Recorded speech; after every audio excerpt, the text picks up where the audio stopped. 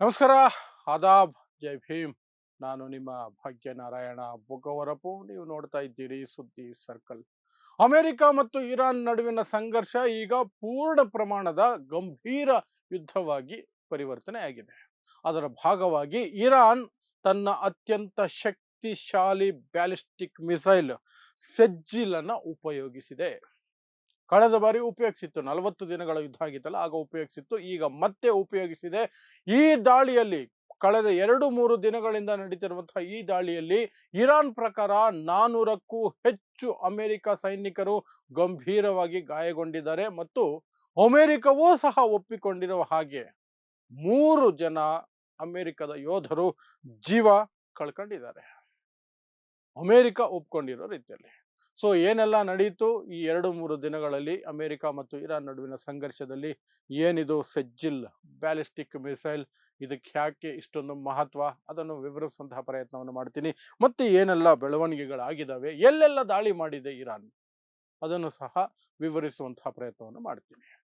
So America ಮತ್ತು Iran ನಡುವೆ ಏನು ಒಂದು ರೀತಿ ಸೀಸ್ ಫೈರು, ಅದು ಅರ್ಧಂಬರ್ಧ ಸೀಸ್ ಫೈರು, ನಂತರ ಶಾಂತಿ ಒಪ್ಪಂದ, ಅದು ಅರ್ಧಂಬರ್ಧ, ಅದು ಮುರಿದು ಈಗ ಮತ್ತೆ ಯುದ್ಧ ಏನಾರಂಭ ಆಗಿದೆ ಅಲ್ಲ, ಆ ಯುದ್ಧದ ಭಾಗವಾಗಿ ಅಮೆರಿಕ ಇರಾನ್ನ ಮುಖ್ಯ ಪ್ರದೇಶಗಳನ್ನ ಸಿಕ್ಕಾಪಟ್ಟೆ ದಾಳಿ ಮಾಡಿ ಅಟ್ಯಾಕ್ ಮಾಡ್ತಾ ಇದೆ. ಇರಾನ್ಗೆ ದೊಡ್ಡ ಪೆಟ್ಟು ಕೊಡ್ತಾ ಇದೆ.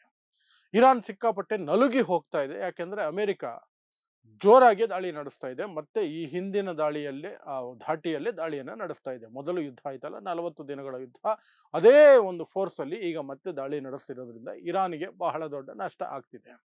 ಅದಕ್ಕೆ ಪ್ರತಿರೋಧವಾಗಿ, ಪ್ರತಿಕ್ರಿಯೆಯಾಗಿ, ಪ್ರತಿ ದಾಳಿಯಾಗಿ ಇರಾನ್ ಸಹ ದಾಳಿಯನ್ನ ನಡೆಸ್ತಾ ಇದೆ. ಇರಾನ್ನ ಅತಿ ದೊಡ್ಡ ಬಲ ಅಂದ್ರೆ ಅದರಲ್ಲಿ ಇರುವಂತಹ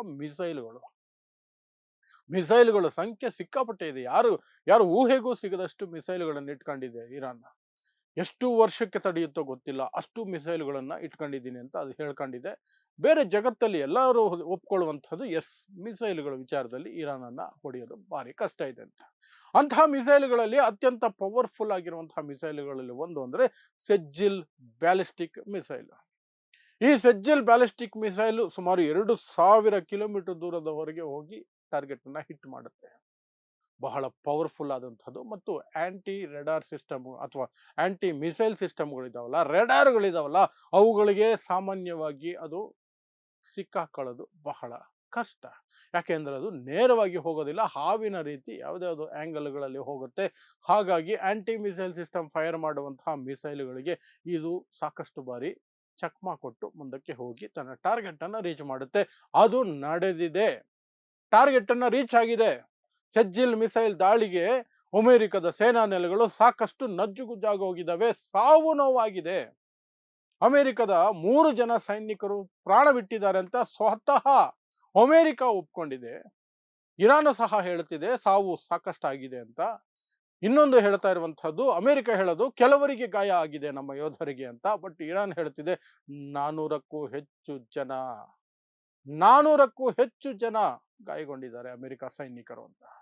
ಸೊ ಅಲ್ಲಿಗೆ ಫೆಬ್ರವರಿ 28ರಿಂದ ಇಲ್ಲಿಯವರೆಗೆ ಅಮೆರಿಕದ ಸಾವಿನ ಸಂಖ್ಯೆ ಅಧಿಕೃತವಾಗಿ ಅಮೆರಿಕ ಒಪ್ಪಿಕೊಂಡಿರೋದು 17 ಜನ ಸೈನಿಕರು ಪ್ರಾಣ ಕಳ್ಕೊಂಡಂಗೆ. ಈ ಮೂರು ಸೇರಿ 17 ಜನ ಪ್ರಾಣ ಕಳ್ಕೊಂಡಿದ್ದಾರೆ ಅಂತ ಆಗತ್ತೆ. ಸೊ ಹಾಗಾದ್ರೆ ಯಾವ್ಯಾವ ಘಟಕಗಳು ಇರಾನ್ನ ದಾಳಿಗೆ ತುತ್ತಾದವು ಅಮೆರಿಕದು? ಈ early warning radar system, early warning, ಮೊದಲೇ ಸೂಚನೆ ಕೊಡುವಂತಹ ಒಂದು ರೆಡಾರ್ ಸಿಸ್ಟಮ್ ಏನಿತ್ತು, ಅದಕ್ಕೆ ಸಿಕ್ಕಾಪಟ್ಟೆ ಹಾನಿಯಾಗಿದೆ ಅಮೆರಿಕದು. ಆ ನಂತರ AN/FPS-117 ರೆಡಾರ್, ಅದು ಸಹ ಸಂಪೂರ್ಣ ನಾಶ ಆಗೋಗಿದೆ ಇರಾನ್ನ ದಾಳಿಗೆ. ಆ ನಂತರ ಪೇಟ್ರಿಯಟ್ ಏರ್ ಡಿಫೆನ್ಸ್ ಸಿಸ್ಟಮ್, ಅದಕ್ಕೂ ಸಹ ಸಿಕ್ಕಾಪಟ್ಟೆ ಹಾನಿಯಾಗಿದೆ ಅನ್ನುವಂತಹ ಮಾಹಿತಿಗಳು ಬರ್ತಾ ಇದೆ. ಇನ್ನು ದಾಳಿಗಳು ನಡೀತಾ ಇರೋದು ಜಾರ್ಡನ್ನು, ಕುವೈತು ಮತ್ತು ಬಹರೇನ್ ಮೇಲೆ. ಅಲ್ಲಿರುವಂತಹ ಅಮೆರಿಕದ ಸೇನಾ ನೆಲೆ, ವಾಯುನೆಲೆ, ನೇವಿ ಪೊಸಿಷನ್ಸ್, ಅದರ ಮೇಲೇನೆ ಇರಾನ್ ಟಾರ್ಗೆಟ್ ಮಾಡಿ ಅಟ್ಯಾಕ್ ಮಾಡ್ತಾ ಇರೋದು. ಸೊ ನಿನ್ನೆ ಮೊನ್ನೆ ಎಲ್ಲ ಎಲ್ಲೆಲ್ಲಿ ಅಟ್ಯಾಕ್ ಆಗಿದೆ ಅಂದ್ರೆ, ಬಹರೇನ್ನಲ್ಲಿ ಅಲ್ ಸಖೀರ್ ಏರ್ ಬೇಸ್ ಅದರ ಮೇಲೆ ತೀವ್ರ ದಾಳಿಯಾಗಿದೆ. ಅಲ್ಲಿ ಡ್ರೋನ್ ಮೇಂಟೆನೆನ್ಸ್ ಮಾಡುವಂತಹ ವರ್ಕ್ಶಾಪ್ಗಳನ್ನ ಅಮೆರಿಕ ಇಟ್ಕೊಂಡಿತ್ತು. ಸೊ ಡ್ರೋನ್ ವರ್ಕ್ಶಾಪ್ ಅಲ್ಲಿ ಧ್ವಂಸ ಆಗಿದೆ ಅಂತ ಇರಾನ್ ಹೇಳ್ಕೊಳ್ತಿದೆ, ವಿಡಿಯೋ ರಿಲೀಸ್ ಮಾಡಿದೆ, ಫೋಟೋಗಳನ್ನು ರಿಲೀಸ್ ಮಾಡಿದೆ.